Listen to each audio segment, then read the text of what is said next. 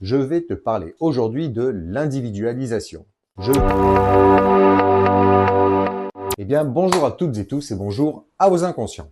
J'espère tout d'abord que vous allez bien. Je vais te parler aujourd'hui de l'individualisation. Prêt donc pour ta dose de cash psychanalyse? On ouvre bien ses oreilles, c'est parti, et ton inconscient fera le reste. Lors d'une vidéo précédente, j'abordais la notion de féminité et masculinité dans son identité qui trouvait sa source dans la confrontation. Dans ce cas, avec le père ou un tierce. Dès notre naissance, nous bâtissons nos fondations à travers une série de confrontations. Ce processus, loin d'être linéaire, s'étend à tous les pans de notre existence à travers de grandes dualités. Amour-haine, enfermement et liberté, don de soi, égoïsme, vie et mort. Alors, on va parler de la rupture originelle en passant de la symbiose à l'existence. L'amour tel que nous le cherchons ne prendrait-il pas racine dans son opposition directe, la souffrance? Pour comprendre cela, il faut revenir à l'enfance.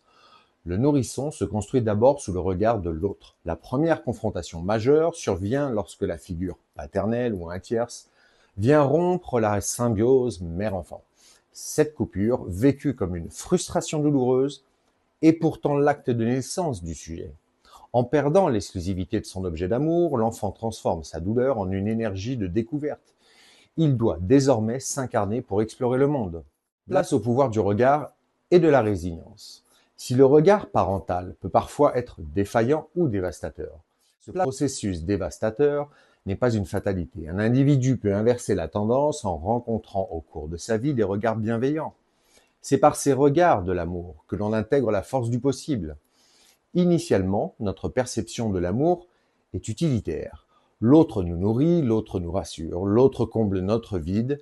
Nous aimons parce que l'autre répond à notre besoin. Mais la véritable maturité survient lorsque nous devenons capables de répondre nous-mêmes à ces manques. Par instinct de survie ou par l'apprivoisement de l'absence, nous cessons de dépendre d'un objet extérieur pour devenir notre propre source de bien-être. De bien-être, N-A-I-T-R-E. C'est ici que naît notre souveraineté. L'incarnation complète survient quand on réalise « je peux me donner à moi-même ce que j'attendais de l'autre ». C'est ici que l'on devient un sujet pensant et non plus un satellite objet. Cette souveraineté est une liberté totale. On n'aime plus pour être sauvé, on aime. Qu'en est-il de la neurologie du bonheur? Les neurosciences confirment cette dynamique. Ce n'est pas la réalité extérieure qui change, mais l'activation de nos zones cérébrales. La frontière entre la zone de la souffrance et celle du kiff est ténue. À l'âge adulte, cette alternance entre contrainte et plaisir devient indissociable. Le désagréable devient le carburant qui nous propulse vers l'agréable. L'adulte sujet est celui qui a compris que l'effort, donc le désagréable, est le chemin nécessaire vers le kiff, l'agréable. Les carences refoulées dans l'inconscient ressurgissent dans notre champ de conscience sous forme de projection. Nous attribuons à des objets extérieurs des qualités ou des besoins qui nous appartiennent tant propres. En identifiant ce mécanisme, nous réintégrons ces fragments de nous-mêmes. Ce processus de réappropriation permet de combler nos manques par nos propres ressources sans dépendre de l'autre. Dès lors, la projection se dissout, libérant une énergie, qu'elle soit initialement positive ou négative, qui vient consolider notre identité et nourrir notre autonomie en tant que sujet. En guise de conclusion, voici ce que je te propose. En transformant nos expériences douloureuses en un chemin vers la plénitude, nous posons nos propres fondations. Cette individualisation rend l'existence jubilatoire. C'est incarner un individu pensant au sein d'un environnement extérieur. Elle ne nie pas la souffrance, elle s'en nourrit pour renforcer notre singularité. Nous passons alors d'un état de dépendance ou d'attente envers autrui à une forme d'amour inconditionnel et autonome. On ne donne plus pour recevoir, on donne. On donne parce que l'on est individuellement la source de son propre amour. La nature humaine excelle à recycler le choc des résistances pour en faire une source d'autonomie lumineuse. La souffrance n'est pas un obstacle au bonheur. Elle est le combustible de notre individualisation et instinct de survie. Plus nous sommes capables de transformer nos manques, nos souffrances, nos échecs, nos peurs, nos angoisses en ressources autonomes, plus notre existence devient apaisante et sereine. Pérenne.